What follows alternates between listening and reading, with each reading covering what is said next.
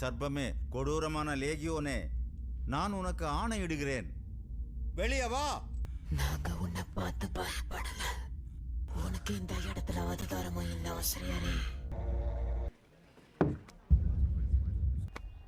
அது உனக்காக இல்ல.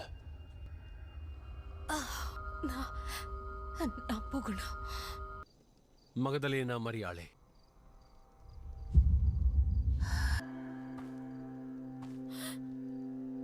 நீ யாரு?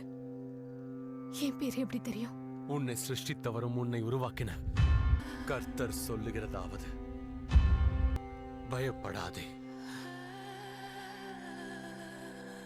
உன்னை மீட்டுக் கொண்டேன்,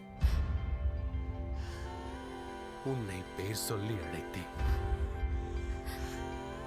நீ என்னுடையவள்.